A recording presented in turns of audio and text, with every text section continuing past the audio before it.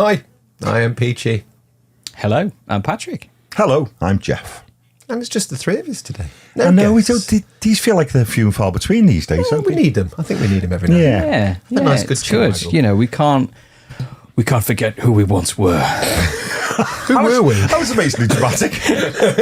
I've just been listening to a lot of Black Library, and you know, the Night Lords. They're kind of, you know, they're going through that phase at the moment, being like, we've run and we've hidden too much. We need to go to this planet and we need to excavate a skin pit, and it's pretty wild, or a flaying pit, or sounds something amazing. along those lines. And it's like their version of not forgetting who they once were is like, yeah, let's just murder a load of civilians. Yeah, you know, keep yeah. our hand in, you know. Yeah. So, excavate a skin pit. Yes. So what do? They dig a Well, that's hole? got euphemism written over it all day long. Do they fill it with skin, or do they put naked people or in it's it? To sorry. fight? So I think it's a skinning pit. Oh right. I believe. My apologies for the Because they wear bits of grammatical human error. flesh on their gear, do they? Yeah. Like there's a doctor who. Well, no, he's not a doctor. He's an apothecary. My apologies. Same difference. Yeah. And he wore like there was like a marine. He worked for, was it the Red Corsairs or like a Chaos chapter or something like that? Well, yeah, like piratey, weird pirates. Yeah. Sort of thing. And like a marine had died on his table. And his nickname is, everyone calls him the Flayer. You'll never guess why. And then this marine dies, and then his mates come to like avenge his death. And he's like, "Oh, I'm disappointed. There's only three of you. He mustn't have been very well liked." And they're like, "Where is he? We need to see him." And he's like, "Oh, he's been looking at you the entire time." And he turns around and he's got his face, Oh, God. like on his pauldron. And then they get really, the Space Marines get really mardy, and then the apothecary just like kills them all. It gets really And marty. then he joins the Night Lords. I love that. I'm just chucking the word Mardy. Yeah. They I'm had not it. speaking to him. What was it? In Downton Abbey, when like there's a fight at some political rally, and he's like, "Oh, I heard there was quite the brouhaha." So I'm like, these Night Lords, they really started a brouhaha. By the end, they were wearing their mates' faces. Yes. Nice. So there we go. So, you know, I'm at one with the Night Lords, you know. We can't so Just be forget. careful, Jeff. Just be careful. I know, yeah. You might start Next skinning week, us. next time it'll just be him on his own and me and your face on each shoulder. Or your face on mine and my face on you. Oh, yeah, that's so it'll be possible. on the face off, yeah. Just like two mops with some skin on. Yeah. Oh, well, this took a left at the lights. We like a left. I thought I'd try and be, you know, a bit dramatic, and then, but you know, that's Warhammer, isn't it? It is. It just gets in. Before we It deal in- seeps in, doesn't it? Before Yeah. we deal in more drama, Yes. not related to anything, but let's. We have a letter. We have some letters. We have some letters. Yeah, I feel like it's like one of the 1970s children's show. We've had a letter. And now we go to Geoff, who's reading a letter from Yes. one of our viewers. And it says, "Hi, Geoff, Pat and Peach. I wanted to reach out from across the channel and say thank you for what you guys are doing. Your podcast has quickly become my favourite part of my Monday workday, and it helps me through the monotony of a 9 to 5. I've been in the hobby and off and on for about 20 years, but feel more connected to it now more than ever. I recently moved to the Czech Republic with my girlfriend, and as you know, making friends in your 30s can be difficult. However, I soon found myself in a local gaming group, and this has been very welcoming and has reinforced how many games such as these bridge borders and bringing people together for the love of little plastic men. Please accept this gift in the way of thanks for everything that you continue to do for the community. It doesn't seem like enough for all the hours I've spent watching you guys, brackets, not like that, but I hope you enjoy it all the same. Thanks for the laugh, and don't forget to peg responsibly." We always do, always responsibly with our... I don't. I go in Are dry. you just rough? Yeah, I just go I've heard dry. that about you. I always ask for consent. It feels weird if I don't. I don't. Yeah. I don't ask for consent, but I always make sure to lick the peg first. Oh. We're talking about clothes pegs in case anyone is watching this wondering what the Yeah, hell's we going are. on. Yeah, that's right. For the next subscriber celebration, I have two proposals: drink along mini painting stream, or kitbashing and painting a more time warband each and playing some games. Nice. I'm up for both of those. And and that is from the lovely Alex in the Czech And we Republic. have bubble wrap. And we have bubble wrap. Can I just play with that for the rest of the chat? Yeah, that can be. Or just hear you popping up. You like my son. He likes that. Ooh. Geoff laughed. That means there's something rude. Yes. Oh, no. Oh, nice. A tactical peg data sheet. Oh, my God. Oh, look at that. That is amazing. One attack. Oh, I hope it does a lot of damage. Oh. This weapon deals 1 emotional damage from which there can be no save. Nice. Love it. Thank you, Alex. Amazing. That's I like how absolutely you cut through as and well. it's even cut out. It's very nice. Oh. We shall use this in future games. Oh, wouldn't that be cool if we could throw the tactical peg in every now and again? Oh, if you chuck it There you to me. go. I've got it. Oh, you got focused. it. Yeah. And now we should try and focus on my face. We're in Romance Cam. We're back. Hey, that Romance is Cam. wonderful. That is amazing. And Thank I you very tell you much. what else as well. This was on a personal one because I put out a plea after Tom Hibbert's amazingly successful show. Yes. 101,000. Is that what we're on now? Last time I looked, it was Reached 99. 100K. Yeah. Wow. And by the time that this show has gone out, we'll be over 70,000 subscribers as well. Are we like really close? Oh, We were Nat- 69,992. Nat's before we started. pube away from them. That's how close we were. Nathan. Nathan? Nat. Nathan's pube away from them. I don't even know who Nathan is. I don't know either. Or Natalie's. We're on it. Have we done it? We're on it. Hey. 1 over. 70K001. History being made live on the channel. Yeah. I'm going Wanted to to check put that. the Wanted to check tactical that. peg there for today. Amazing. Yeah. Cool. So Congratulations. that's that. Congratulations, Everybody. everyone. That's Yeah. amazing. Fantastic. It's amazing. Lovely. So that Yes. was the one that didn't have spiders in it. Yes, that was the one that didn't have spiders in it. It was a chap came into the shop called Ryan Reynolds. Oh yeah. Was he dressed Cool. up as Dead? I'm about to say Deadshot then. Deadpool. He wasn't, because I think that would have made shaving his head that little bit more difficult. Well, you don't need to shave his head because he's just got- like a horrible, cancerous martial artist. But not isn't this he? one. This Yeah. is a different Ryan Reynolds. And he came in and he kindly gave me Servo Skull tape measure. Oh yes. I remember you saying you got service tape measure. This was so a big thank you out to Keep me Ryan. to bring my little. It's still sealed. My magazine with the dice. the dice holders.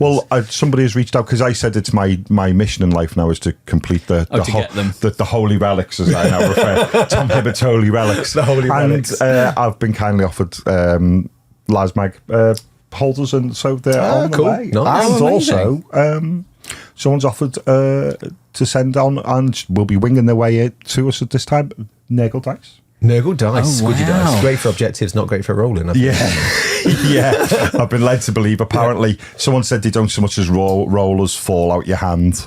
So you do that, and they just go and land on. Oh, right. So you Okay. can start going. If I put all 5s there and then do that, Oh, right. Yeah. it's like weighted dice without them being weighted. We always use dice for wound characters. They're Oh, perfect for that, absolutely. aren't they? Yeah. And I think, you know what I mean. Design, Absolutely especially right. As a Nurgle boy. Yeah, So absolutely drama. We've all been there in this room. We've been hacked. We understand Yes. the emotional torment and journey of being hacked. And recently, Suggs unfortunately got hacked by some. It's bizarre. People actually thought she was selling Teslas and cryptocurrency. Yeah. Yeah. So sorry. Suggs, So to hear hang that. on. That means I'm not going to get that car. No. I mean, I saw her riding on one, driving on one. I was Oh my used to the giddy word aunt, ride. give me bank details out and everything. Was it, she said on YouTube, she was like, I don't even know how to drive. Yes, yeah. So she wouldn't be, if you have bought one, you're going to be disappointed because Louise won't be delivering it herself. Yeah, I'm afraid. That was a shame. It's terrible because when it happened to us, it was absolutely crushing, wasn't it? And it felt like we all felt so helpless for so many days. Violated as well. Yeah. It was like quite, like you can't really do any, you're like, oh, it's happened. I can't get back into the thing. And you just like do everything you can. And then we just had to wait like a week. Yeah. And that was very The unpleasant. thing that's really telling as well with like these social media platforms is there's no real way to contact. No, yeah, it's difficult. You have to go good around enough, all is it? these hoops and hurdles to try and find some human to take your case so you can actually get your own account back. And like we found when we were doing it, it's like we had to go to not YouTube, Twitter, which is now X, which is confusing me still because I don't keep get me started losing on on my that blooming nonsense. phone. That we had to at the YouTube studio creative team Yeah. in the hopes that we might or might not get a DM, bearing in mind that these guys have like, what, 11 million followers, subscribers or whatever. Yeah. We did in the end. Yeah. But it was just like, what? And I think Rob was saying that he knows someone that works for Facebook or something like that. Right, okay. Because it's Meta, isn't it? Yes. It was her Instagram that got hacked. Yeah. So that he was able to find a human there that was able to escalate it. Someone did, it was a bit after, I keep meaning to say thanks as well, but dropped me a message to say, I work for Facebook. I can prove it. So I was like, I'll get back to you. You'd be like, weird flex, but okay. But yeah, I mean, a lot of people reached out to me to say, did you know Suggs has been hacked? I was like, yes, I did. Yes. Yeah. I feel like I have to respond to everyone because it's like a bit rude to ignore folks. But I was at a wedding at the time, and I wasn't aware that she'd been hacked, and then I saw a notification on Instagram, and it was like, I think Suggs has been hacked. Checked it, and then took a screenshot and said she's been hacked. Report it. Yeah. But interestingly, I had an option. It was like report account, and I had like an option at the bottom that said I think this account has been hacked. Yeah. But not everybody had that option. I wonder if it depends on followers. Yeah, potentially. maybe. Like you get more options the more followers you get. I don't know. Because you're a big dick swinger on Instagram, that's why. That's what it is. We all know it's true. How many is the channel on now? Instagram, I think under 20,000. Yeah, about 16.6 the last time I looked. I don't know if I'm making this up, and I'm sure someone will correct me in the comments, but I'm sure if you get to a certain threshold in numbers, things change a bit as well. Right. Because when you start an account, you can't go around liking lots of things because it sees you as a bot. So you restrict how many times you can like someone, how many times you can follow someone. And then when you get to a certain point, you get more options. For life of me, if you were to ask me what those options were, I can't remember, but I wonder if that might be. Yeah, maybe. Because it seemed like I was asking everybody to do something that they just weren't able to do. Yeah. And then I don't know if it was that helpful, but it's nice to try and do something, I guess, in that situation. Well, and it was all sorted soon. Yeah, well, I think she's got it back. She put some stories out. So that didn't take long at all. No, it did a day. It didn't take 2 weeks like ours, which was YouTube. Thank God. And then we still have we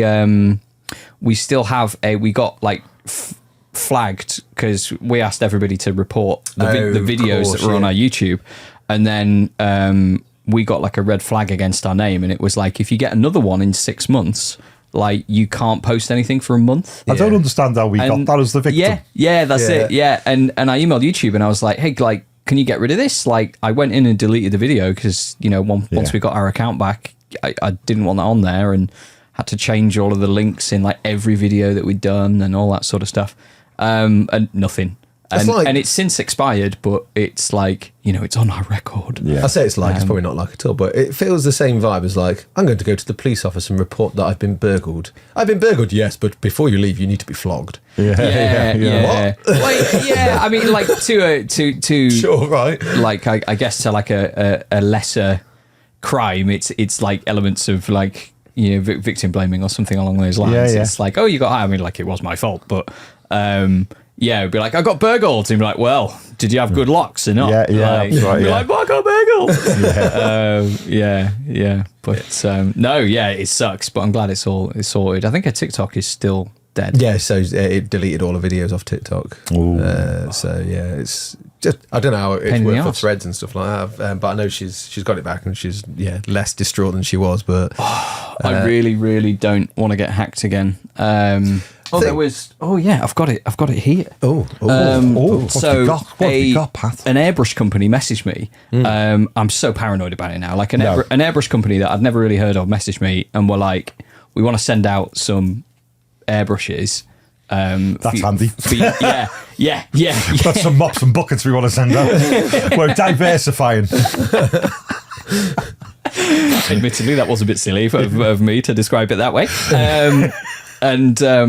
I think they only sell on Amazon, and they don't really have a website and that kind of thing. I think they're a Chinese manufacturer. And they messaged me on Instagram and were like, blah, blah, blah, blah, blah, here's all this. And they sent me an email, and Google was like, this is spam. This email has been used to con people out of stuff. Yeah. Don't reply to it. And I messaged him back on Instagram and took a screenshot, and I was like, "Yeah, this is your email. Like, I'm not going to click on anything. Like, you're all good." But then I was like, I really want an airbrush. So I messaged him on Facebook, and I was like, "Hey, like, are you part of the same thing? Is this like what's going on? Blah blah blah blah blah." And like, and I was like, "Well, I'll give them my address, but I'm not going to click on anything." And then an airbrush turned up.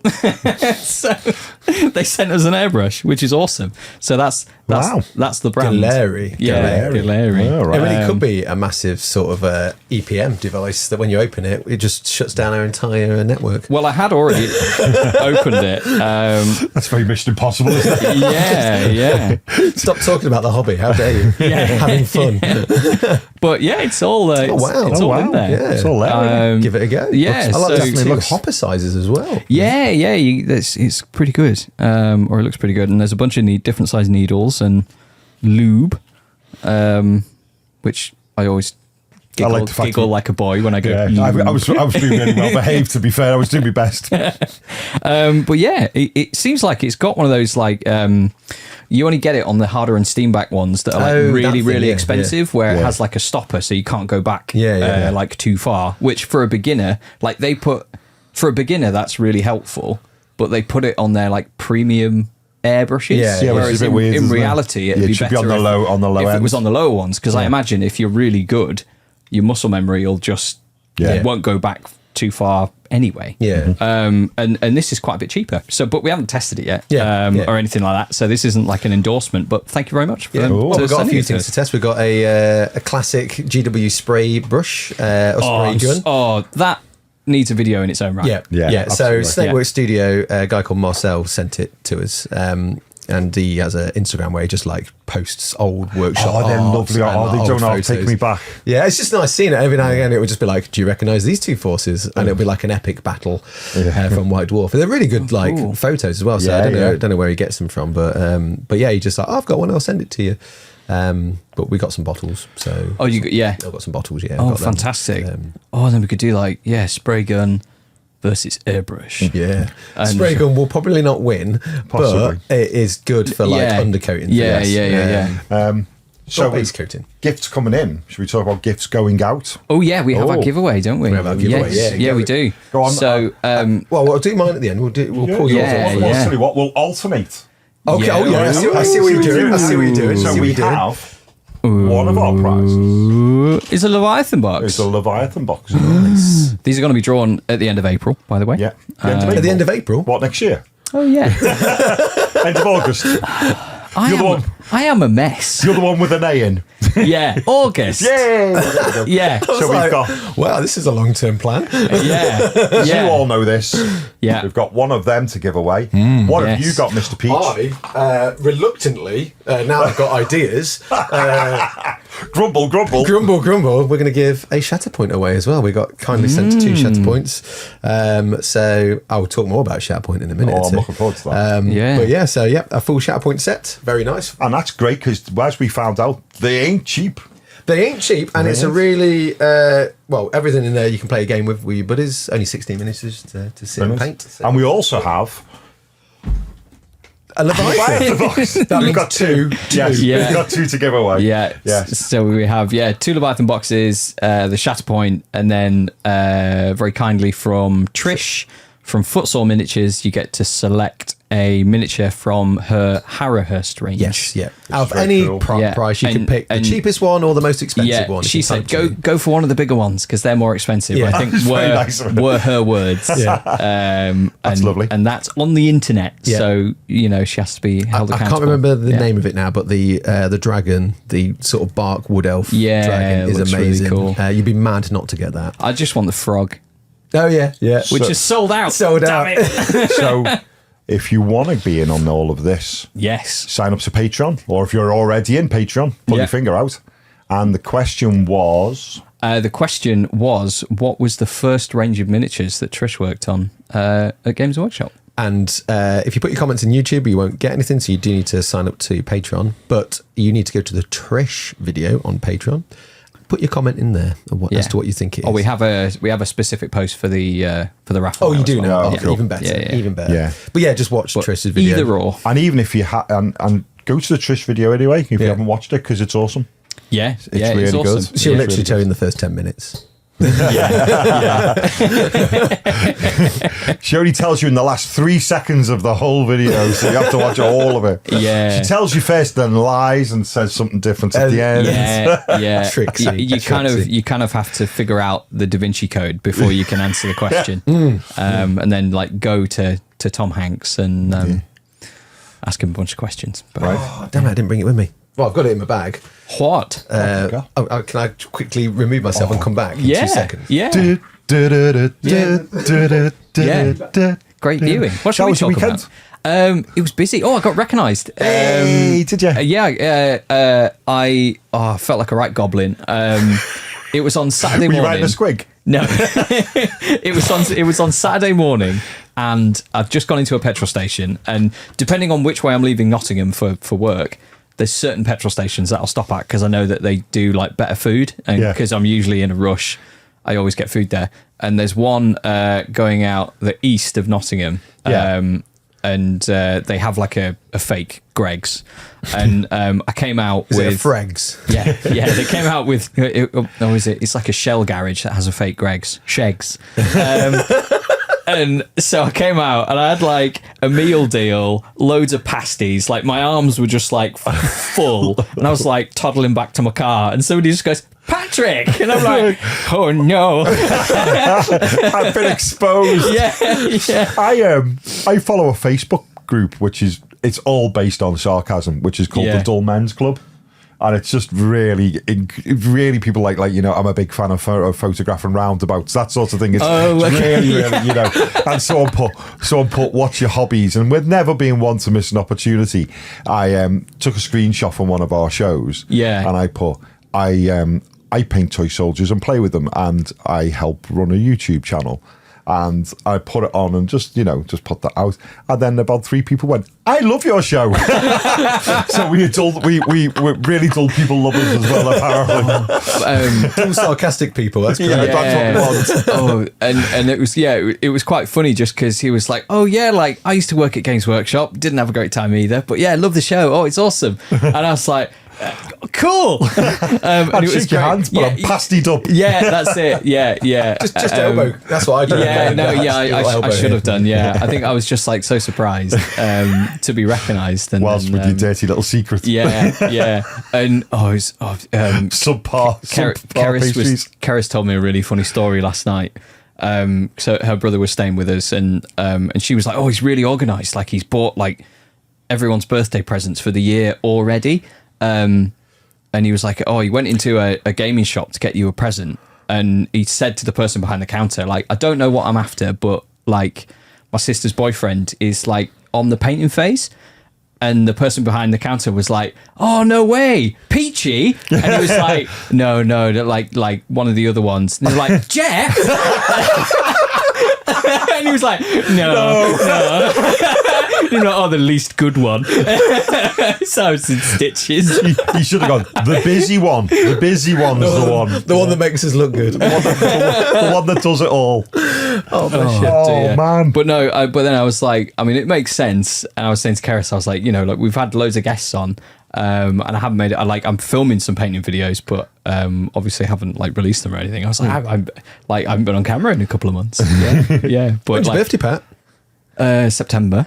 No. What day? 29th. Ooh, 2 days before, 2 days after Charlie's. Ooh. Nice. Yeah. How old am I going to be this year? 6. 30. 34. Yeah. So You're going to be what? 30 what? 34. Oh, wow. Oh, that's the opposite numbers for me. Just flip around. Yeah. That's pretty good. That's a good dynamic. Yeah. And you're ancient. Yeah, I like the fact that this show has people in 3 different decades. Yeah. I was thinking millenniums, but sure. Go with decades. I mean, you were there for the Magna Carta. I was there for the Magna Carta sign, and I'd like to say yes, and I was looking particularly dapper. Yeah. Oh, we made jokes about that.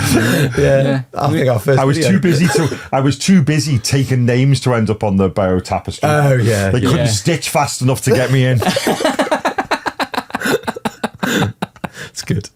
Oh, dearie me. Right then. Yes, what were we going to talk about? We're going to talk about Shatterpoint. So, well, firstly, I went to my first tournament for a while. Oh. After having like Steve on and Rob, Honest Wargamers Rob, the hottest wargamer, as Suggs would refer to him, which is a good title. Because he's pretty She might be hot. mildly biased, but Yeah. He's pretty hot. He's pretty hot. But yeah, he invited me over. They had a little Shatterpoint tournament. Where was it? It was at Rob's. The TSN Arena, which is the sports network. That is what they're basically trying to do an esports thing, but it's for gaming. It sounds like it's like a sponsored thing. Yeah. The TSN Arena. It's near Sponsored by the ice Pepsi. arena. It's like literally next to the ice arena. But he's got like a nice premises with lots of like, it's basically set up for tournaments. They have like areas where they can do like top-down cameras for streaming and all sorts of streaming stuff. But he was like, "Yeah, do you want to come to do a Shatterpoint event?" And I would love you to come. And I was like, "I don't know how to play." He was like, "Oh, that's fine." And then I had a couple of weeks to prepare. I didn't prepare because I looked at the rule book. So there's a lot of things I want to discuss about this. So firstly, the event was amazing.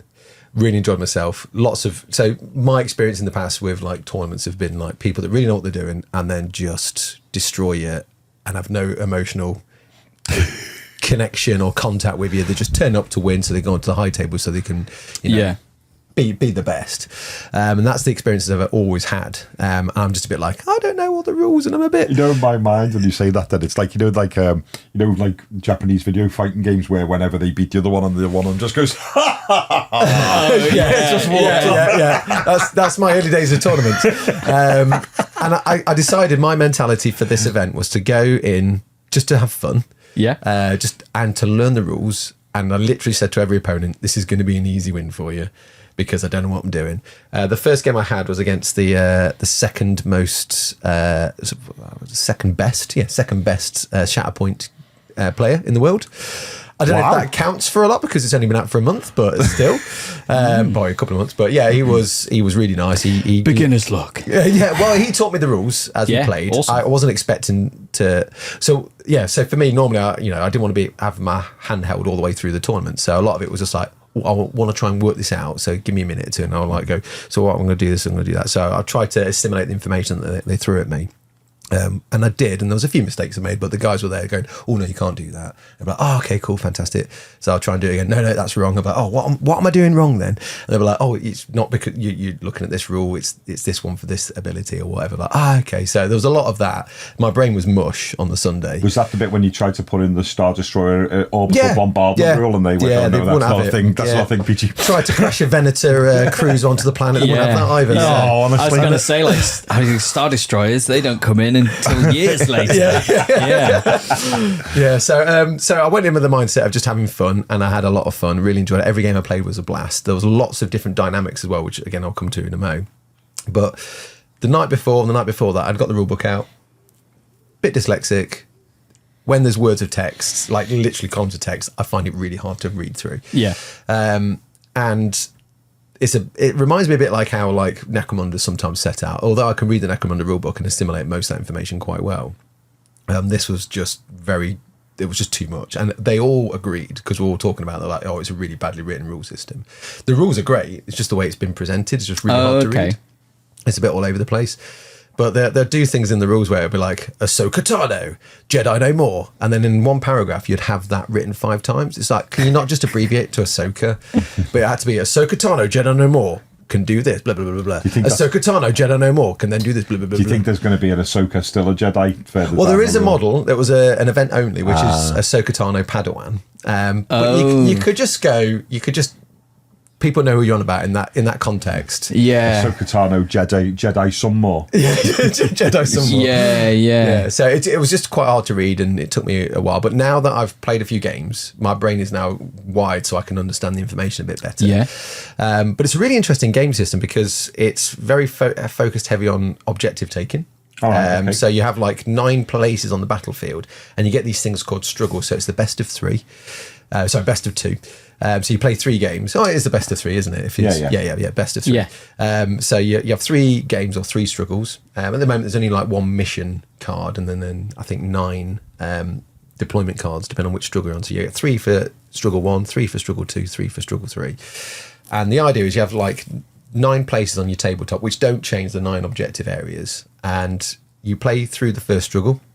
And what will they'll have is you flip over the objective markers to be active, so you know which ones you're claiming. So when you move, then your object, you take it, you basically move this cube along the struggle marker, and who basically gets this clear one onto the black one on their side wins the struggle. But it's just a marker. It seems very complex at the moment with the way I'm saying it, but there's like a little cube, and you move it until you get to your side, and then you win that struggle. Then you go to the next one, play the next struggle. I'm a visual learner. Yeah. It'll make more sense with play. There's a lot of YouTube videos out there that will talk about it, but there's a tracker basically. Okay, and right. If you get your track onto your side, or whatever the black cube is, So it's like you win that struggle. tug of war. Yeah, yes, it's a tug of war, and if you win that tug of war With like claiming lightsabers. objectives, you then go to the next struggle. You don't like redeploy or anything like that. The characters that may be wounded at that point stay where they are, and for activation you have like a deck of cards with all your characters. So if I've got like Ahsoka and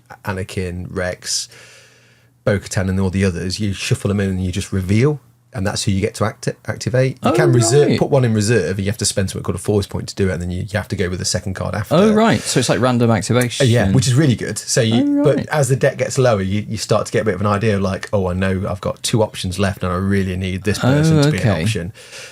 So you randomize who you're getting, so you can't just choose who to activate, but you've got to wait until all those cards are done before you can move them again. And obviously you're claiming these objectives, so if you're halfway through your deck, you still continue the next struggle halfway through your deck, and then continue moving your dudes, but all the objectives change. Oh, that's clever. So, but they change in a very different way, which makes it so that normally there's about 6 objectives or 7 that are active.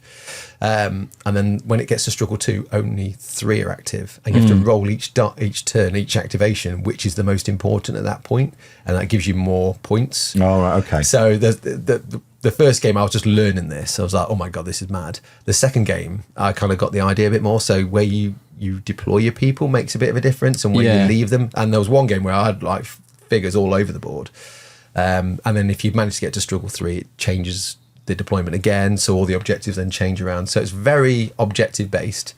Models rarely die, which is really interesting for me for a skirmish game. So let's take Anakin for instance. He has 11 damage, and he has like a booper symbol, like a little heartbeat symbol. And he has 3 of those. When he takes 11 damage, that's him out until you activate him again.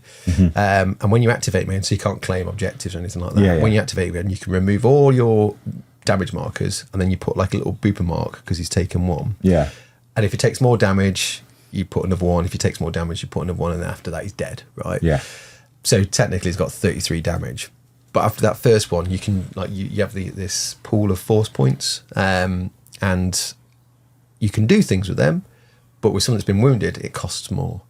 So it becomes more. He's getting a bit more drained. He's a bit more wounded. So if he wants to do a force jump or whatever force powers he's got, it costs him, instead of 2, it'll cost him 3, which really reduces your amount for the pool for that turn. Because with Ahsoka and Anakin, you only get 7. So if he's using like 3, that's like nearly half your pool gone. Just for doing a jump.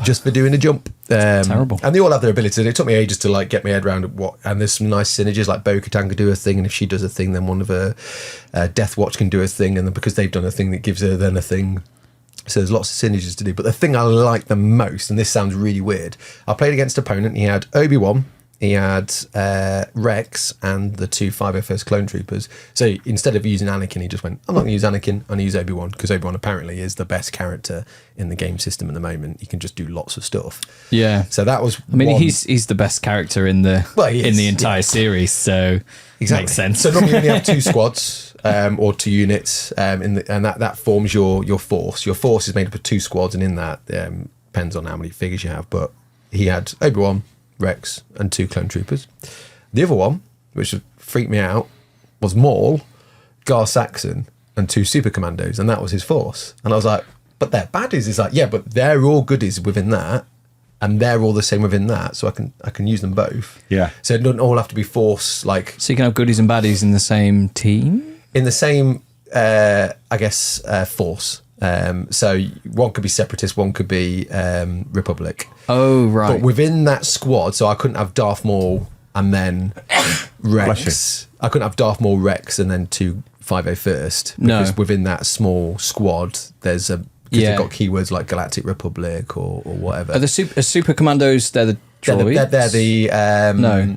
Yeah, there are troopers. some droids called Super Commando or Commando Yeah, droids. the brown ones. I love they're the droids. black and red Mandalorians that join. Oh, Yeah. right. Okay. So 'cause I'm thinking of like, is it that you get the clone commandos? you get Republic Commandos, Republic which you Commandos. can get as a Yeah. set with Yeah. Luminari and Barriss Offee. Yeah. But what it threw to me was like, so it just gives you different dynamics in the game. It doesn't matter if they're like from different sides of the background. It's about playing with different.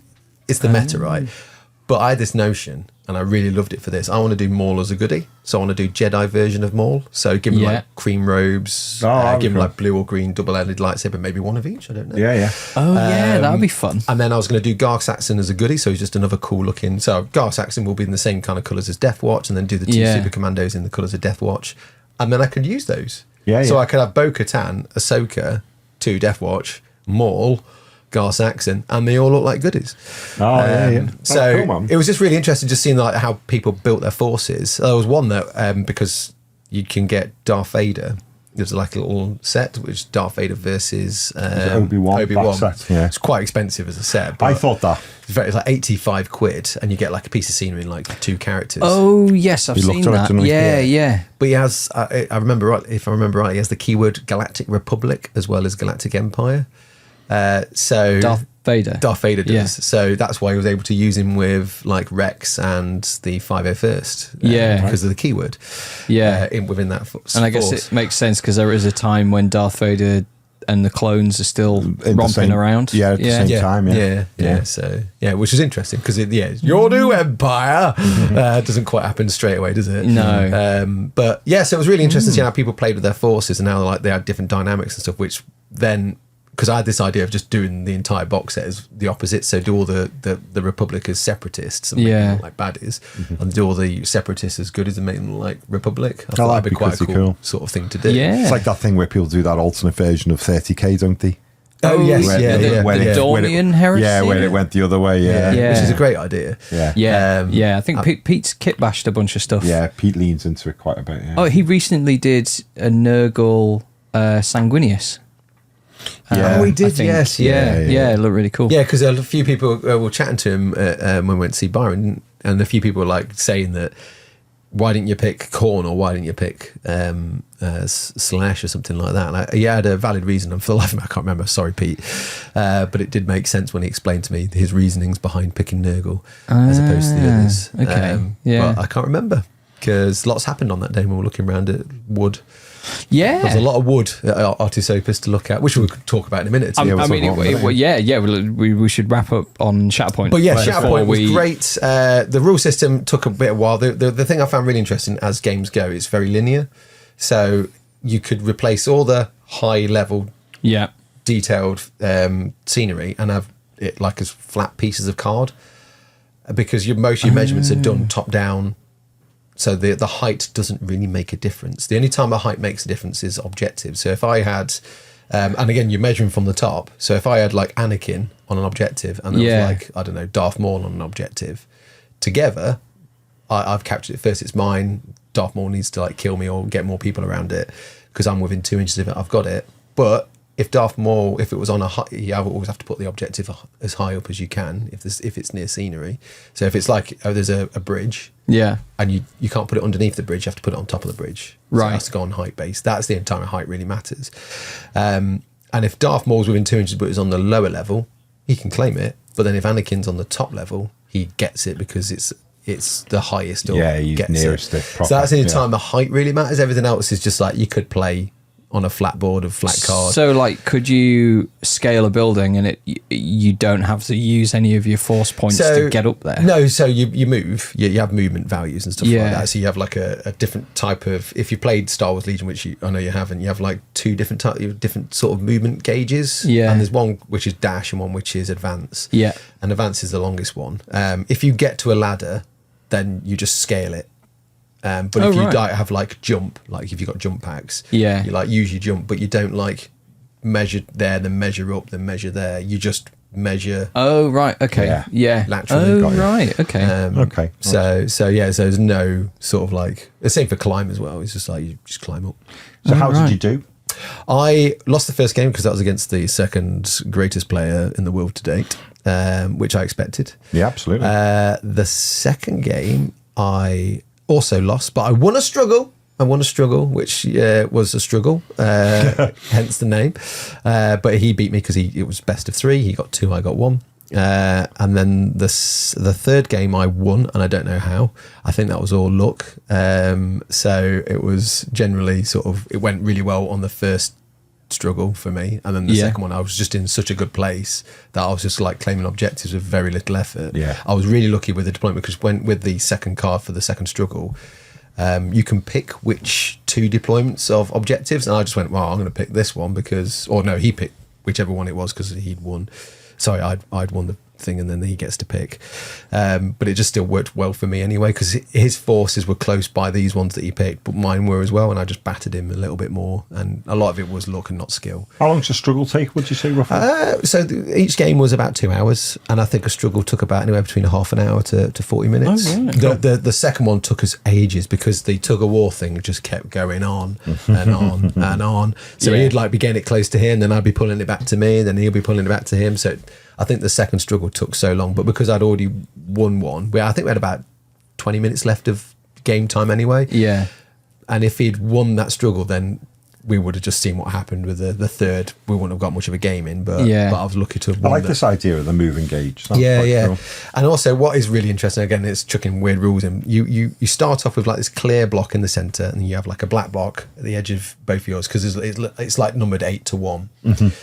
And if that clear one goes into the opponent's side, you adjust your black cube to 7 because it's in theirs. And then if you kill someone, you adjust it to 6. Then if it still stays in theirs, you adjust it. So the struggle becomes easy for you if you manage to pull that cube back towards you because you've been finding it harder. And you've killed some stuff. But so it does make a difference on it's a very interesting mechanic. It's really different. Come across something like it's that really before. different. It's now in a weird way, it feels quite narrative because it's very hero driven.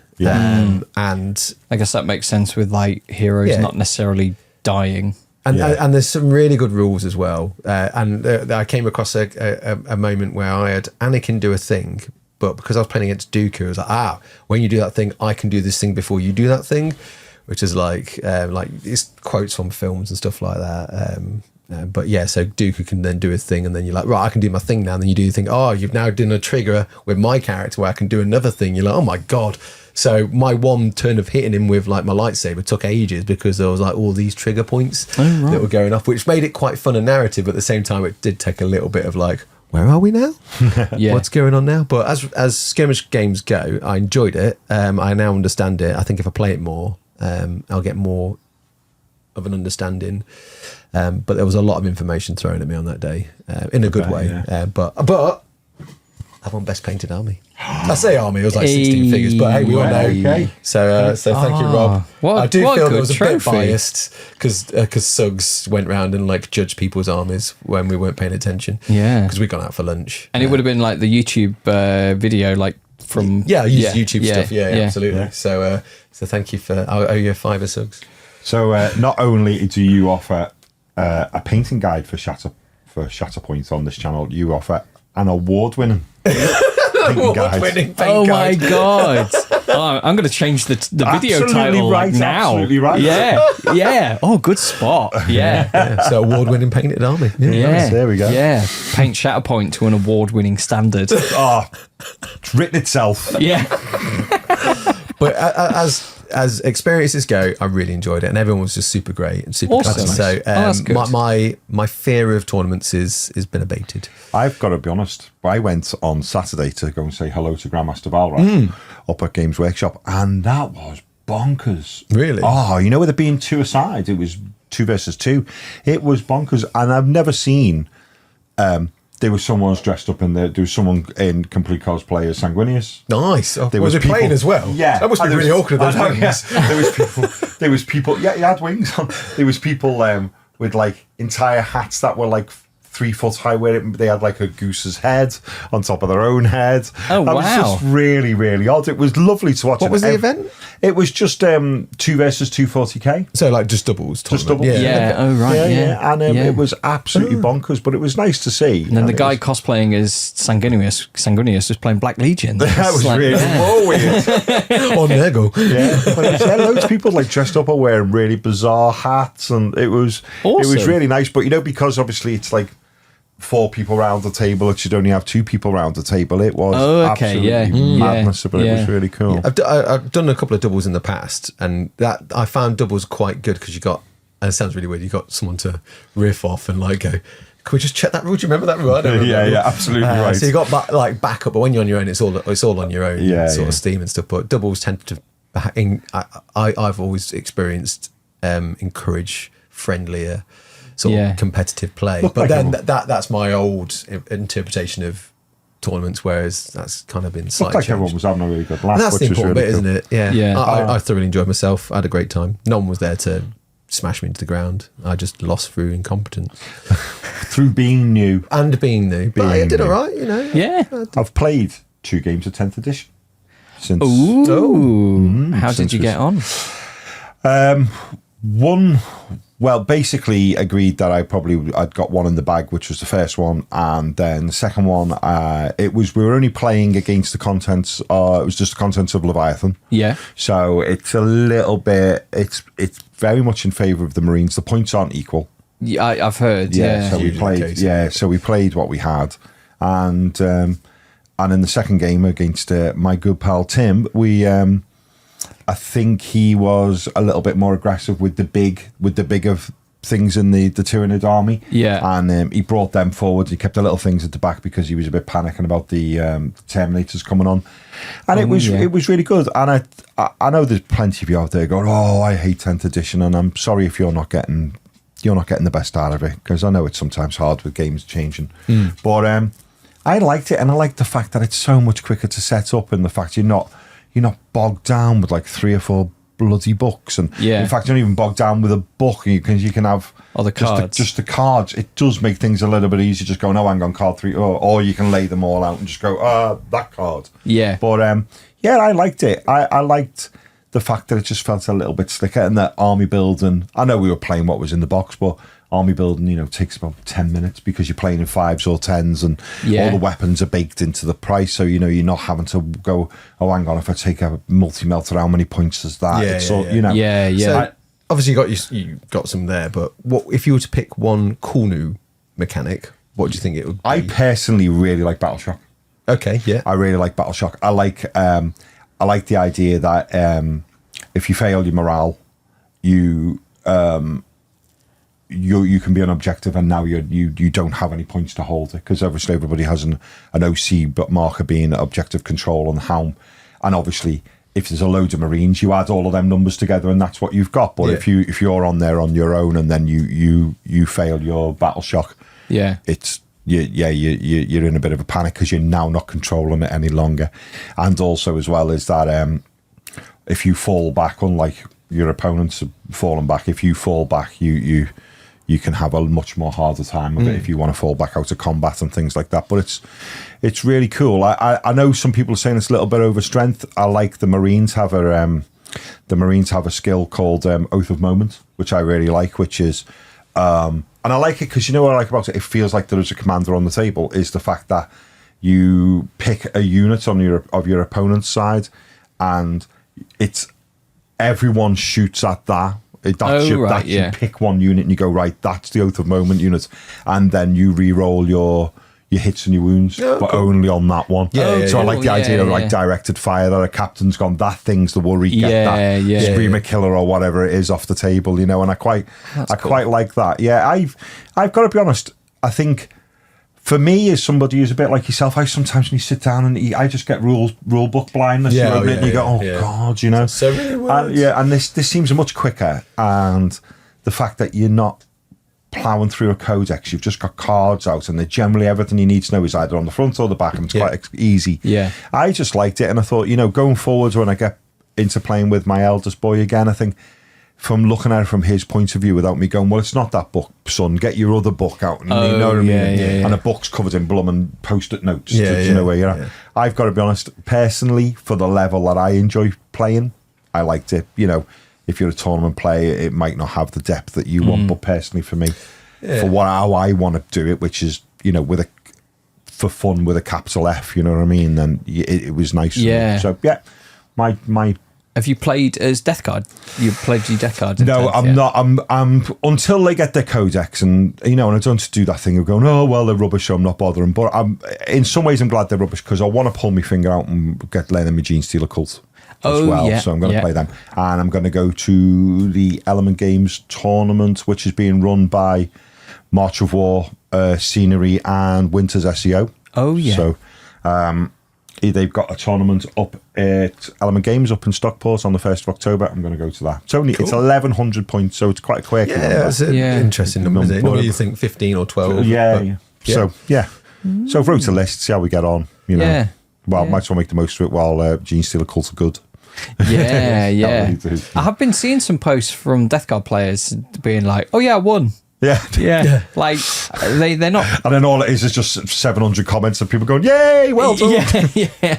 How did you manage that? Are they still? Yeah, they're still not great. Quote unquote bad in the meta. Although Games Workshop have said that when they come round to the next meta watch in however many months it is, they will probably have a look at sorting something out with them.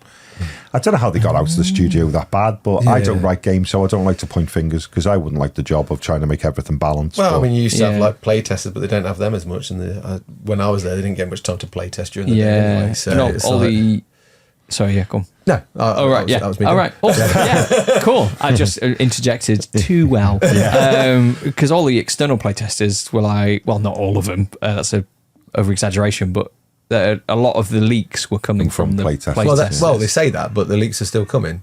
So True. So I think that it was like they stopped it because they thought some of the leaks were coming from them, but actually the leaks still continue now that they don't have them. See, the funny thing is that, you know, for all people going, oh, Gene Stealer cults are ridiculously strong, but I think, to be fair, is I've looked at the Gene Stealer cult list and I think you can tell it's good, but I know that it's still going to take me a reasonable chunk of brain power to figure out how to make. There's great synergies, but I've still got to figure out how to make them work. It's not just to put them on and these things almost play themselves. You've got to. Still know these guys are only firing very, very average guns on very, very, very poor dice rolls. Yeah, and it's like you aren't playing kill your opponent, you're playing capture the objective first and foremost. You know, you play Marines, you go, right, I can play this where I kill my way across the board. And other armies do the same. But Gene Stealer cult, it's all about having to work out where you can be, when you can be, and pulling little things like that off. And I think, you know, that they're doing well in tournament is still attributed to people playing well in tournaments. It's not just turning up with an army that's just doing it on its own. You've still got to have a bit of brain power, which is why I'll probably still do really badly with them. Same. I start the way how did you manage to win no games with them? Because I'm thick. I mean, I once went to a tournament, I think it was a doubles with me and Duncan, and someone left on the Saturday and still did better than us. So, you know, it just happens. You remind me, because you're talking about data sheets, there's a really, with Shatterpoint, there was a really interesting thing, because you get like your character cards and stuff, and you get like a weapons card, or it tells you what dice you need for like certain things. And the dice kind of remind me a bit of Legion, because you get like hits, critical hits, something called expertise, which depending on how many you get to tell you what kind of things you get from it. And then you get misses. But it looks like a Civ 4 tech tree. So you get like, so if you ever played Civilization 4, where you're just like, I'm going to research this, and it gives you this like ladder of things. Yeah. It's a bit like that. So like if you got Rex and I've managed to roll them a dice, but after all, like, you know, the defenses and the blocks and this, that, and the other, I've got 4 dices worth of hits on you. Yeah. So you go, dice number 1 does the first thing.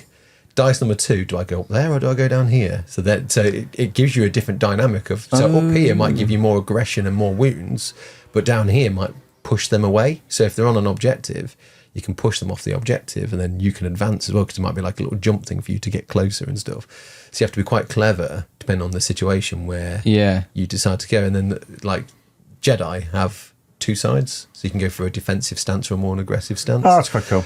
But if you go for a more aggressive stance, you can't change that until your next activation. So your defense dice are lower. So you're more like, so you're hitting harder, but then you're getting less dice to roll when Maul is is a beast. I mean, he was literally like MVP of the games I played. He was just running everywhere, just smashing stuff to pieces. So yeah, if you're like, I'm going to go aggressive, I'm going to go Gemzo with. Well, he is famously a bit cross. He is very cross. He is very cross. Which is why I want to bring the light side back to him. Yeah. But yeah, I was just thinking when you were talking about data sheets, it just reminded me that was like a really interesting dynamic on the cards where you have your weapons card and they just have a different sort of avenue you can take depending on the damage you do. I also thought it was something to do with data sheets. And potentially address a comment I saw on the Steve Box Vanguard Tactics video about stuff going to Legends. We've had even more stuff really moved over, haven't we? So like loads of the Firstborn, essentially. Yeah. I mean, it was, honestly, it's been high time since they've been retired. Yeah, and pardon the pun, it's been on the data cards for a while, hasn't it? It has been on the data cards. But the thing is they've moved over to Legends. But the Games Workshop could have, when they brought the box of Marine cards out, they could have just not put them in because they knew they were going to do it. But they didn't. They still printed cards out for them. So if you're playing in the four walls of your mate's house, it doesn't make any difference, does it? So is it you can either say like they won't get fudge for better or for worse further down the line. Because is it now they've kind of blurred the lines between Firstborn and Primaris? Yeah. So like if you have the old bikes, you can use the Primaris Outriders and as like a proxy or something. You can do. The only problem being you've got is that Firstborn Marine bikers could carry weapons. Oh, so because they had guns, didn't they? You could have like there is a Marine on a bike with riding it with one and then a plasma gun in his hip, So you're I suppose then that's just a cool looking pose. Yeah. The rules say this. Well, I've got to be honest. I've been thinking on that very same thing. I've been thinking about, because I thought I'd quite like one for the army, is building out of just Primaris parts is Captain on Bike. Because there's no Primaris Captain on Bike. There's a Chaplain on Bike, but there's no Primaris Captain on Bike. Yeah. And I thought I could build him, and then when I put him on the table, just Captain on Bike. It's you know what I mean. It doesn't matter. It doesn't matter. And then and then I'd be really chuffed with it. And then Games Workshop will bring one out that's far better, and I'll cry. And but you were there first. Yeah, I'll be there first. Yeah, you were there first. Yeah. So there's an old Captain on Bike. Sorry, is that? There's an old Captain on Bike. But there's no. So I just thought I'd just build one. Yeah. Because it makes visually it makes no very little difference, does it? No, I guess not. But it's a shame to see some of these things go, because they were there when I first came into the hobby. But a lot of the tanks they're getting rid of, no one's playing or using. Well, I mean, going to be now thousands of people coming in the comments. I love that tank. What are you saying? I mean, the thing to remember is people have invested lots of money. I always think of those that when Primaris were coming out, it was evident that they wanted to remove all the first. At the time, they were just Marines; they weren't called Firstborn, but they wanted to remove them all and then just revamp the range. I know that's like a lot of the sculptors. That's what their aim was. That's what they thought what was happening, because these things were being sculpted like 2-3 years before even became a thing. So they thought they were redoing the range to a certain point. But when like Primaris came out and it was like the Gathering Storm books, you'd only just had like Sternguard and Devastator squads that had been redone. I think it was Sternguard or Vanguard. I can't remember. It was one of the two sort of elite squads. They'd only just come out. So it was like, well, they've only just come out. People are probably painting them. That's a bit of a weird thing just to now remove them all from sale.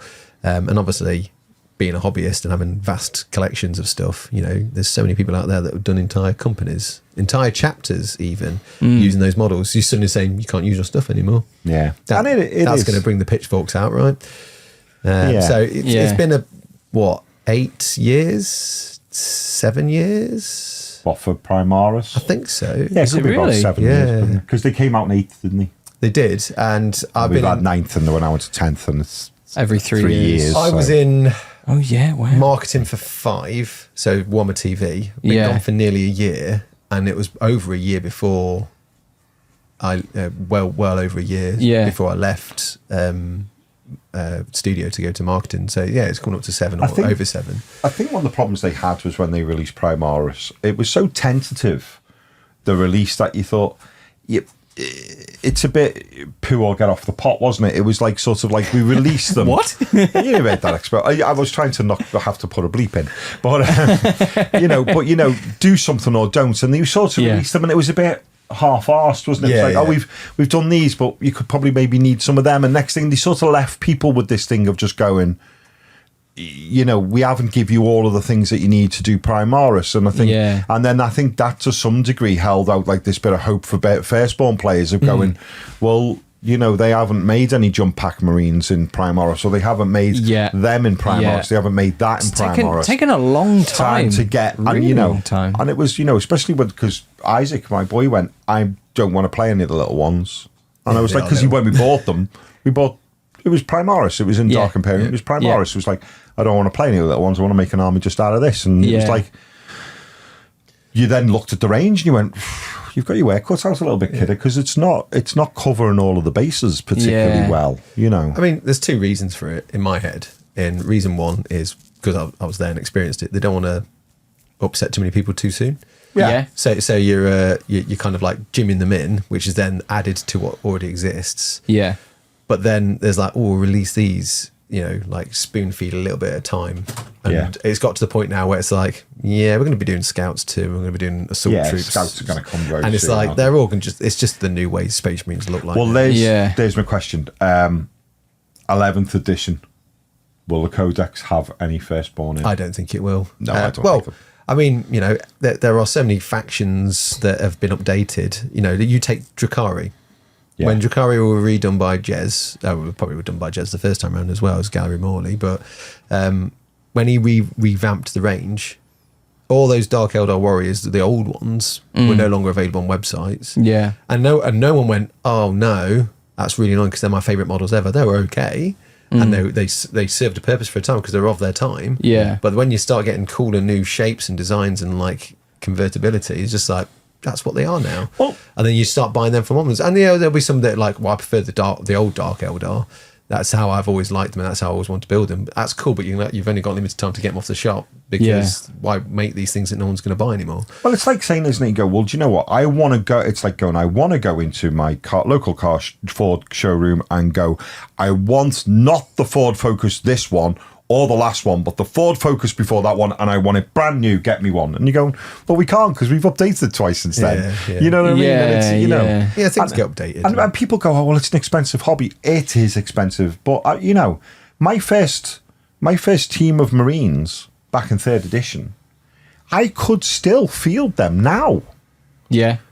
And I got into the hobby the first time I got into it was 1998. I could still, if I was playing Firstborn Marines, I could still field that squad of Marines now.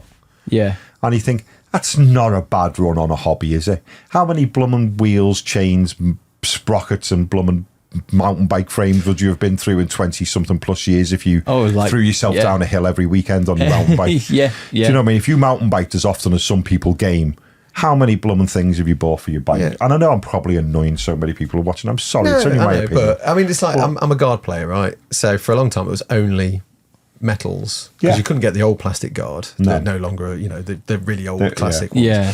So it was all metal. And then they brought out the Catachans. It was like, Rambos from the Death World. You can get those in plastic now. I'm like, cool. Yeah. Which were a different scale to the actual metal ones. So slightly different taller. Scale to everything. Yeah, well, different scale to everything. And then they brought out the Cadians, which was very different to, and again, the plastics at that time, so the Catachans and the Cadians, until very recently, until they've been redone, were slightly taller than all the metals anyway. So you've lost that scale. And now they brought out the new Cadians, which are even taller than the last ones. So you've got someone like me who's got old metals, the Cadians, which I've kitbashed to hell and back, and then the new Cadians, everything's a different scale.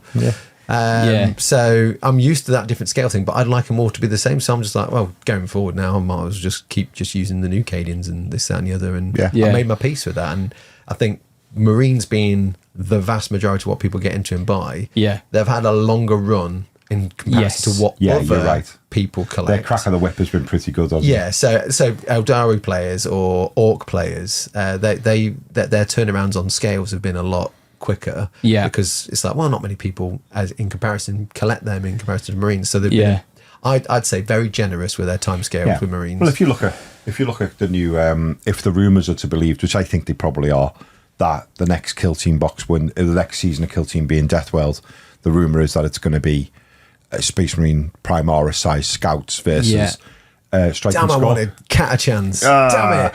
And versus Striking Scorpions. You think, how long is it since they're Striking Scorpions? Yeah. That's an update. I mean, there was a time they though. were talking about doing twofer kits for the Aspect Warriors. So, like, I think it was like Striking Scorpions and Howling Banshees, because they have similar poses of running. You just have different torsos and heads. Yeah. And then I think it was Warp Spiders and Dark Reapers, because they have similar kind of like Warp builds. Spiders are kicking on, aren't they? Jesus Christ, God, they're well yeah, over 20-something years old. It's interesting, like when I read the article about the Firstborn bikes like getting taken out, and you're saying 1998. That was, so I was either 8 or 9 at the time. Thanks, Pat. And I bought a set of those bikes, Yeah. and that seems like so long ago, yeah, and to yeah. think that I could still field them. Yeah. Yes. I guess like as a proxy or whatever. But Well, I mean, like I say, yeah. how many tellies, PlayStations, Xboxes, how many phones, how many things in your life have you gone? yeah, Caused an avalanche. How many things have you gone through that you know which you have as a recreational thing in your life? yeah, that you've gone through. Quite a few to, prison sentences. It If you is, think yeah, about absolutely it. right. If you'd have bought Firstborn Marines, you could have gone home, murdered your wife, got out of jail. I'd still be playing with them now. I was thinking Grand Theft Auto, but you went down the murder route. Well, I think I heard it at one of the weekends. It was like something about and the best life sentence of all, marriage. Oh, wow. So that God, was. did you assault the person that said it? No, I did not. My least favourite thing that I hear at weddings, and I think it's only because I've heard it like a lot. Well, no, it's not. I've heard it a lot and I don't like it. Is they say, okay, like if it's a traditional heterosexual couple, they'll say, okay, wife, put your hand on the table. This is during the best man speech. The best man will be like, wife, put your hand on the table. And everyone looking around going, what's going on? And they're like, groom, put your hand over the top. And it's like, so last time you'll have the upper hand. Because it's like, you're married and your life's over. And then what's the other one? Oh, they say like, look into each other's eyes. And it's like, you're now looking at the person who's statistically most likely to kill you. And I'm like, oh my God. Like, yeah. So I've never been a best man, but I've wrote some people, mainly when they come into the shop and going, I'm best man and I don't know what to write, and I have some little bits that I've sort of bounced around my head and go, use this one, and I was one of the ones I say for best man. It's so much better than the last wedding I attended, where the bride and the cake were wearing the same outfit. see, that's quite inoffensive. Yeah, that's good.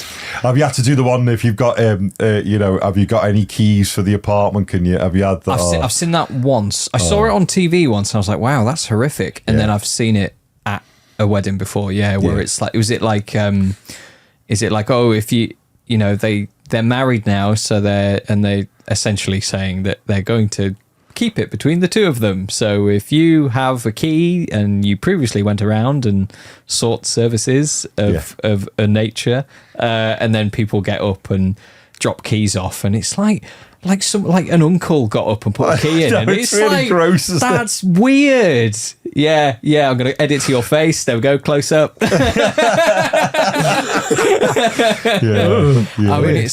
mean, it's.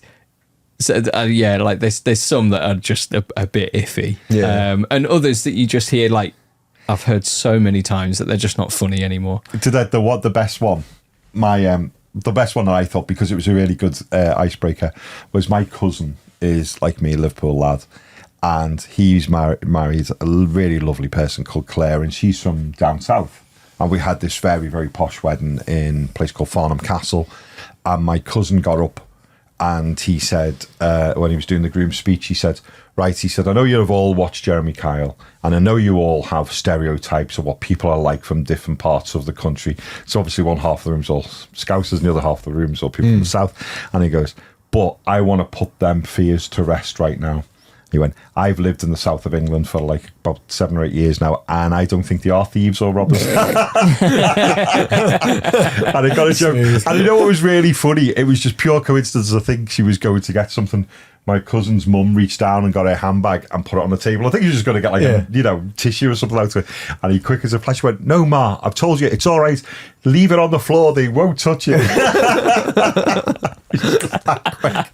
Brilliant. Great, such a great icebreaker. You know what I mean? Yeah. But you must see, I feel for you, because you must stand there and go, "Oh, what, this again?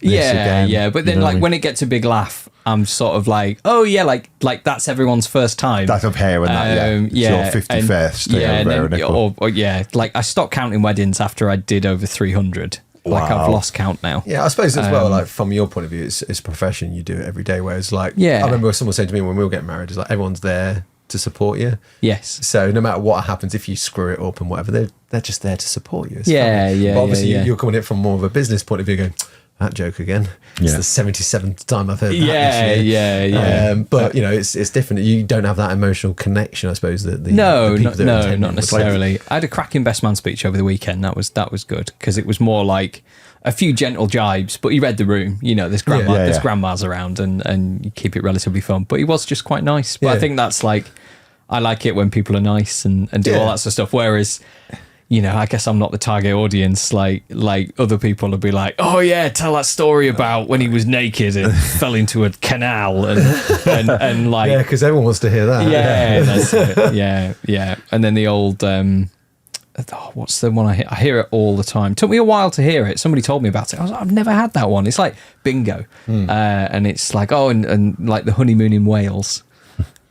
Oh right. Going to Bangor for 2 weeks. God. I've not heard that before, and I'm already groaning. Yeah. Isn't there one in Ireland as well, a Bangor? I don't know. Bangor, yeah. Bangor, yes. Yeah, I was getting confused with someone saying from Bangor. Is, listen to your accent a little bit. Not that Welsh and Irish should be different. I didn't know that. Yeah, it's in Northern Irish. It's on the... Should be different, should I say. It's on the east side of Northern Ireland, if I remember rightly. Okay. Yeah, Bangor, yeah. So someone could make that joke and then nobody would get it. Yeah. Or well, less people will get it. Or two audiences will get it. Yeah. Oh yeah. They'd be like having a week in Wales and a week in Northern Ireland. And you have to explain the joke. Yeah. But apologies, I derailed that conversation. That's fine. I mean, I was going to scoot onto a small subject, which is along the lines of the Firstborn being retired. Ooh. It saddens me to say this, but it feels that the Ventrilian Nobles will no longer be a thing. Because also, good God. I know, good God, man. I know, I'm bracing for it. I do need to order some, but the feather on my hat might droop. The Free Guild range has been retired, which means the Outriders, the Outriders stroke Pistolier. I imagine they'll come back when Old World kicks in. Let's hope so. So, it'll be mad if they didn't. Oh, yeah. Because they're bringing back the Bretonnian stuff. So.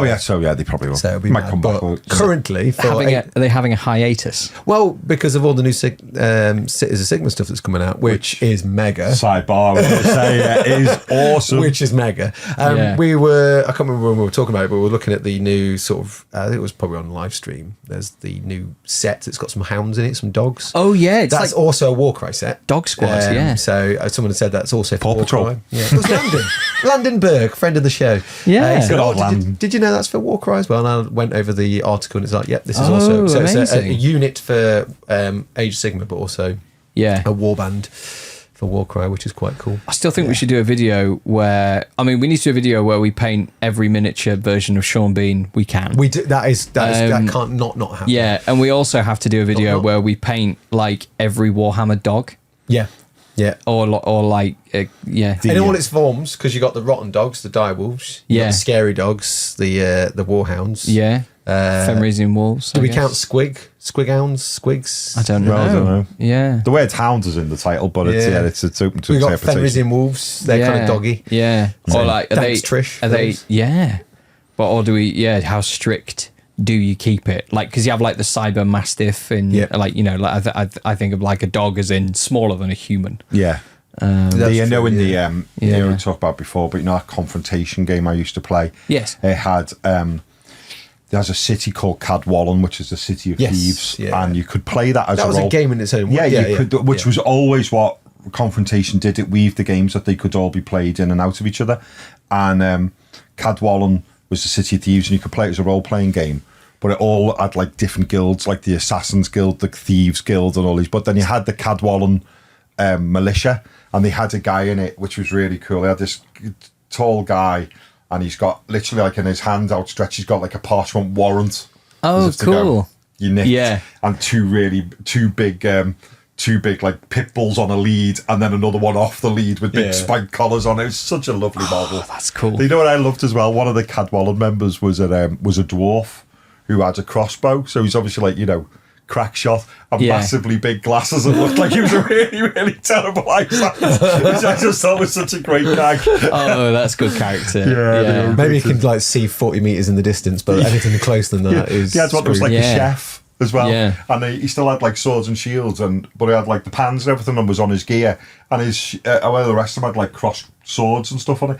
He had like a massive big fork and a massive big ladle still hammered to the front of his shield. So European in style and gag, you know. But lovely range, really, really lovely range. Yeah. So Ventrilo Noble, sorry, at this moment in time, dead. Well, I don't know why they're in the rules. Suspended animation. It's just you know, if you want to make them, it's going to be hard to do so. Because you can't get the models. Well, if they've been taken off, you can probably go to bit sites and order the head separate. Oh, look, I've got like quite a lot left in me. In my Age of Sigma bag, but and then when the old world comes back out again, we'll be like, oh no, updated Ventrilo Noble video. Maybe. Contractually obliged. I'm surprised. Well, I'm not surprised. I'm surprised they've lasted that long. Yeah, I mean, how old are they? Well, they could. Because they removed the Bretonians quite early days with Age of Sigma, it was a surprise they kept a lot of the Empire, but they made the rules, the free guild cities and stuff. I would have thought they would have done the free guild stuff a lot earlier. But, you know, it's come to this point now where Cities of Sigma are quite popular.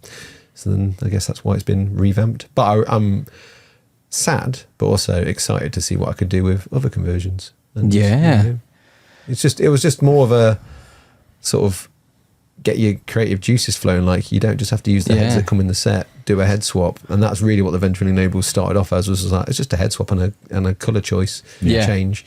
So there's so many different kits out there you can still do that with. Make your own regiments, update the Ventrilo Nobles, give them a different vibe. I mean, I popped a cherry. I did my first Kitbash, I guess.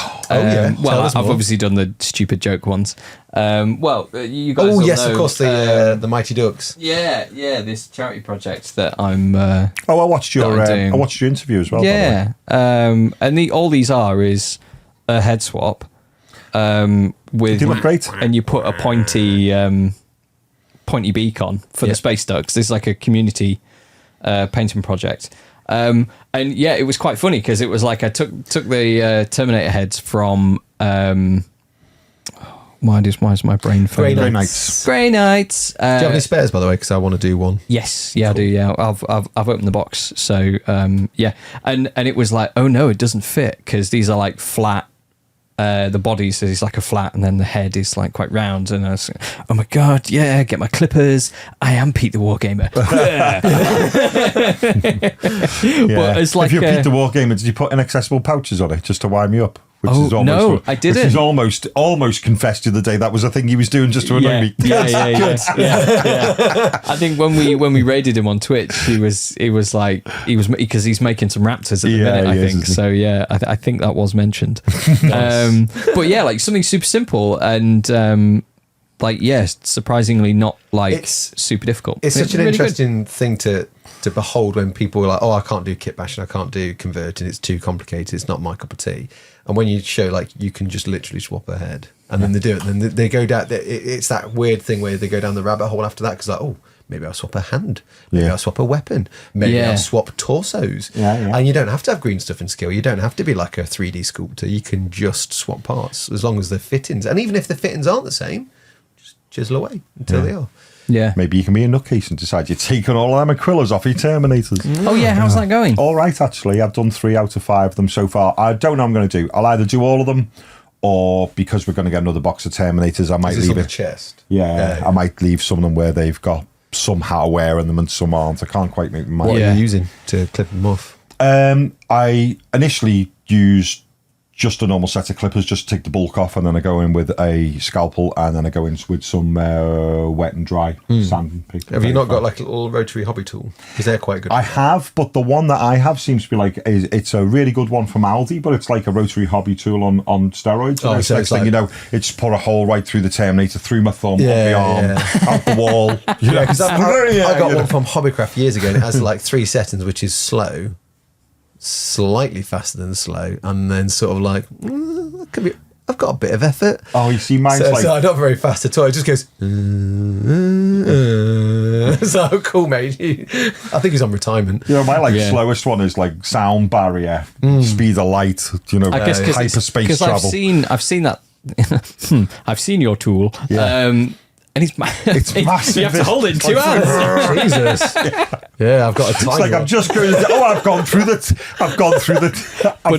table. But he's perhaps better for the job at hand. Absolutely right tool for the right job. Mine's on retirement and it's tiny. Cool. Mine's too big and it does too much damage. Yeah. Yeah, rotary tools, people. Yeah, because like a Get for the rotary right tool job. It is though. It's from literally Aldi is like it's great. It was about 15 for quid. being a builder or something. Yeah, isn't it's it? about 50, it was about 15 quid from Aldi, and it's really good, and it comes with a whole. But you know what? On reflection, it's like keep it for your scenery. Don't go near a marine with it. It's just too full on. Yeah, you know. But so I've been scraping them off just by hand, basically, and it's worked out okay. And I've done all of them have a small temple across in the middle. On one side, they have the icon for being elite, that big chunky cross, the flat topped one. Got that on one side, and then on the other side, which came from our friend in Japan, Sander. Oh yeah, from Scumbag, and he did Scumbag Customs. Sorry, he does some nice Templar decals. So on this side, they've all got a bit of script. Cool. Which has got a lot of the time. It starts with a Templar star or something, well, a Templar cross. Yeah. So they've got 3 different things. I want them to almost be like walking billboards of how fanatical they are about what they're into. You know what I mean? Of just literally wearing all of their details across the chest about it. You know? Yeah, but they look okay. They look okay. Still be good when they finish squad. Yeah. Oh no, awesome. Yeah. So I'm gonna round up, I'm gonna paint some more Shatterpoint stuff. I'm excited. Yeah. Oh, I'm in the mood. In the zone. I tell you what, I'm struggling with at the moment. I'm red on your custodies. Yes. Oh, you God. still? Oh, well, because I you're procrastinating. yeah, No, I am procrastinating by like painting a space duck. Do you know what though? Gotta be given to that. Streak and grime looks great, doesn't it? When you look at the ones that haven't been streaked compared to the ones that have, it looks really good. Yeah, I'm super into. I'm going through my streak and grime phase at the moment as a painter. I can appreciate the difficult of it. second album. Yeah. I'm going through the phase of like using talent in a bottle paints rather than developing my own skill. Been there for years. Yeah, Does the job, doesn't it? yeah. I think that's it. Like I'm getting results that I like. Yeah. And I did want to go for like a grimy look, but yeah, these custodians. Just to say, if Dave Andrews was here, are you happy with the paint jobs? Yes. There we are. Yeah. Yeah. Okay. Yeah, I think that's it. But yeah, I'm making progress with my custards. Oh, that's my test model. But yeah, I've just like just got so wrapped up in how to paint a red cloak, and then I was looking at like heavy metal recipes, and I'm like, why am I doing that for an army? Like, this is ridiculous. Eat your brain. Yeah. I mean, could you not just start off with just because I know you've on like several figures now doing different red recipes. Just get a mid-tone red and wash it and leave it at that for the moment. Yeah, until everything's done. Yeah. I think no one's going to take them off you, so you can always go back to them in a year's time. Yeah. When you've got, but I want them like done for a video. That's the only thing. No. And then I've got other video ideas that I want to move on to, like doing some space duck ones. I can't paint all them off camera. I'll be like, here's my space duck video. They're all done. Yeah. So yeah. Anyway, there we go. But yeah, next week. Yeah, I think I need to. I've put these off for a little while. I think maybe a break was good. I've been mega busy as well. But. Yeah. I think that what was I talking to about that? Sometimes you just have to put things to the side. It was Scott, one of the one-to-ones I was doing, because he's struggled to do armies and units, and now that he's had like a finished unit near, he can keep looking at them and going, oh yeah, I can do this, I can do it. Yeah. And sometimes like, because when he'd first done them, he was a bit like, I'm not happy with them. He had all these like thoughts because he was still into like the minutiae of staring at them and stuff like that. And I was like, it's a standard like mentality. Army painters get it all the time. Like, I'm doing a unit of 40. I'm like halfway through. I'm not happy.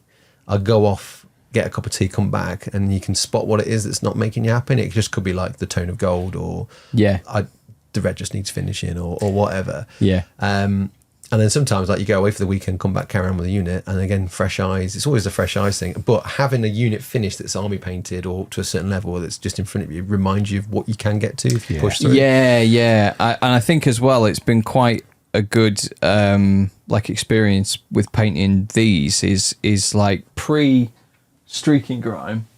Like they are just like mega bright. Quite flat. Yeah, like very flat.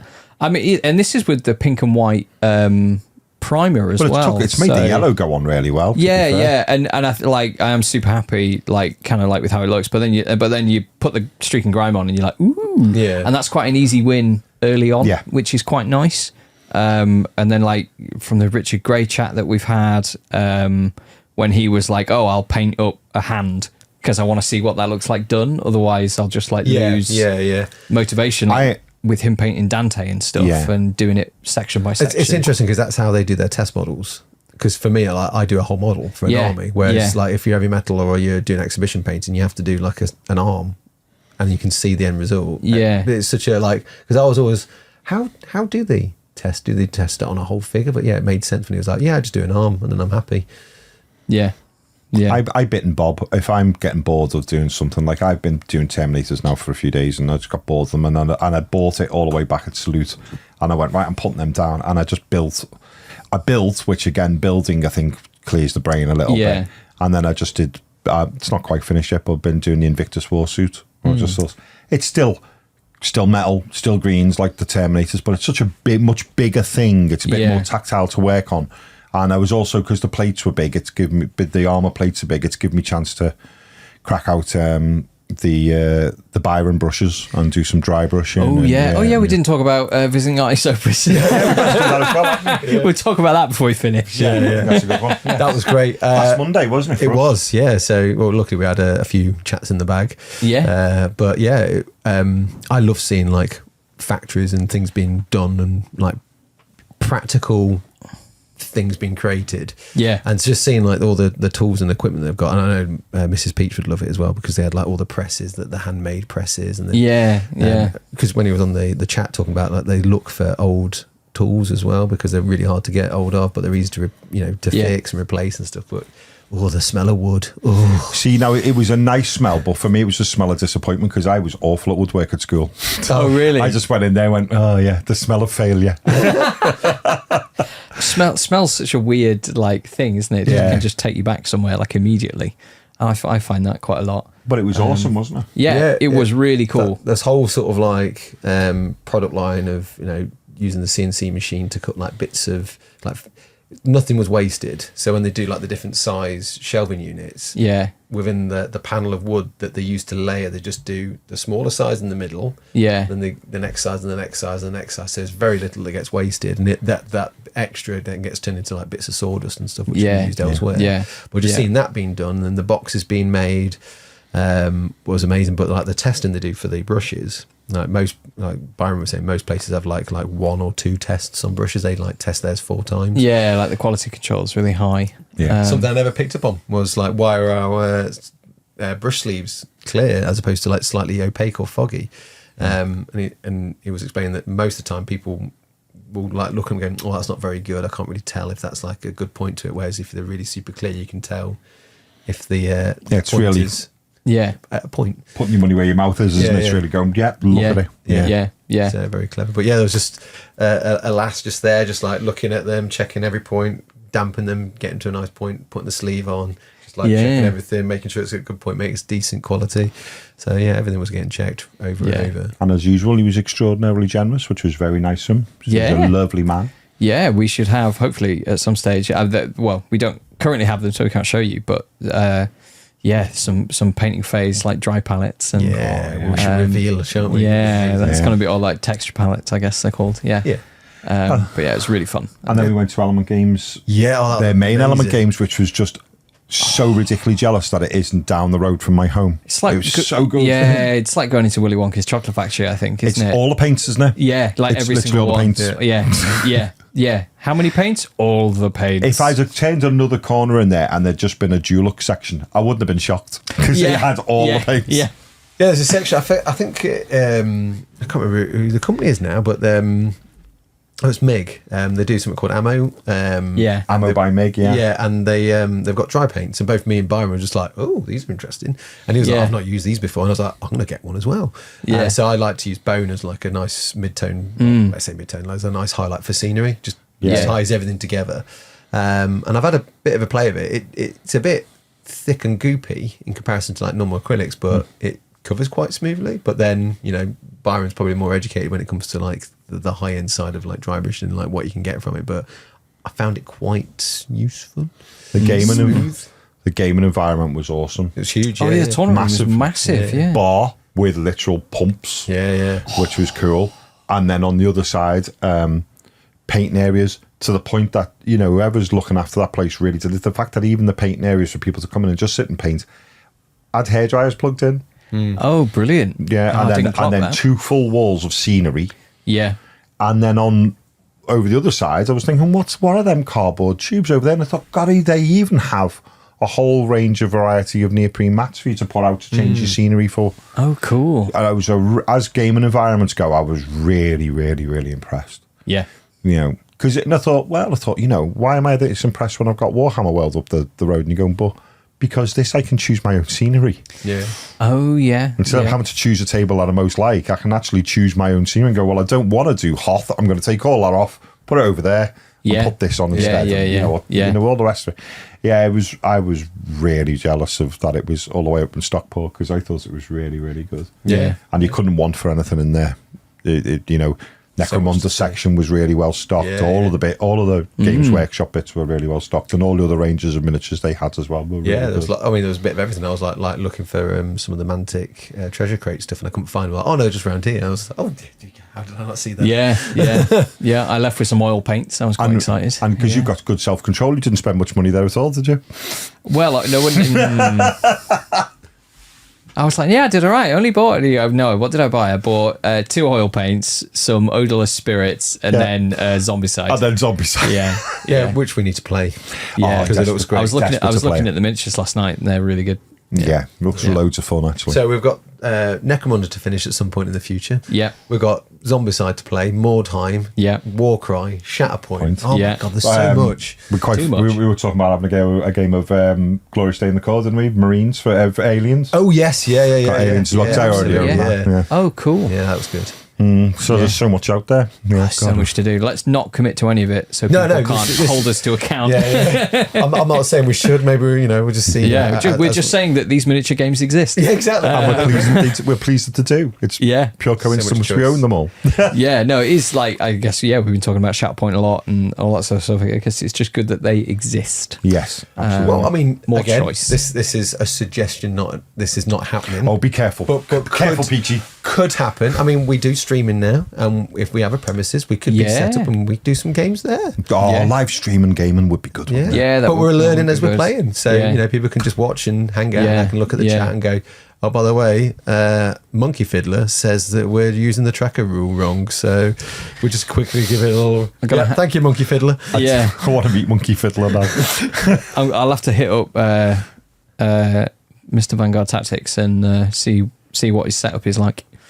For his edited hopefully to Geoff by accident. Just going to leave that in. Received said Mordheim Possessed, so we talked about doing a Mordheim game, potentially using this new Citizen Sigma stuff as well. But do you know, I don't want to play fantasy, but goddamn bloody Cities of Sigma miniatures are lovely. They were really. Did you see on Instagram someone said that one of them had a little companion with them that looked a lot like you? No. Yeah. Oh, yeah. Do you Somebody. mean generic bald guy that's white? No. Yeah. Yeah. Do you want me to see if I can find it? Shall I have a look for it? Yeah. I mean, I look like most bald people at head office, to be fair. Because was it a message on Instagram or something, or someone tagged us in a story, and they were like, "Oh, I thought Peachy retired from Games Workshop," and it was like a model with bald man goblin friend On the something, base of it, yeah. something like that. Bald man goblin friend. Well, Yeah. I mean, like, So I'm now like some like hunched over like mutant. Thanks, guys. If that's pretty cheers. much was awesome. was what they were saying you look like. Yeah, I can't remember who sent it. No, I'll just have a look. To be see if I honoured can- or offended, or both. Find it. Yeah. Yeah, so I'll have a look on the. Yeah, I'll look when I get off. Yeah. I'll see if I can find it and stick a picture up over your over your actual face. Have side by side. Yeah. Photoshop my face onto Have that. you seen this man? Wanted. Yeah. Wicked. Well, I think Yeah. we've covered most of the bits and bobs we were going to. Tournament good. Enjoyed. Excellent. Shatterpoint great. Yeah. Amazing. 10th good. Yep. Happy. Yeah. Artist Opus good. Artist Opus good. Yeah. Everything good. Yeah. Giveaway good. Don't put your comments there in the YouTube comments because you won't get out. Or You have do, to be- but say it's for the help. For the help. Others. Yeah. You could, For the help of I mean, I'm others. not going to say you can't do it. It just means we won't put you in the draw. That's Yeah. all. Yeah. Join the Patreon. Have to be a big draw for them to fit in. Yeah, really big draw. Like an Really big IKEA draw. bottom draw. Oh, right. Yeah, that is big. Yeah. Oh, it's now we've just dropped into nonsense. now, Yeah, haven't we're fading. We're fading. Yeah, we are. We need to say bye. That's what happens with This is how we start. I know, that's how we start and how we end. This is like the whole show. we warm. We sort of takes us a while to warm up, but we cool down rapidly. yeah. We're like, well, I think we covered everything now. Turnips. Turnips. Well, yeah. All right. Yeah. Hit like and subscribe. Join the Patreon. See you soon. Bye. Oh, slick.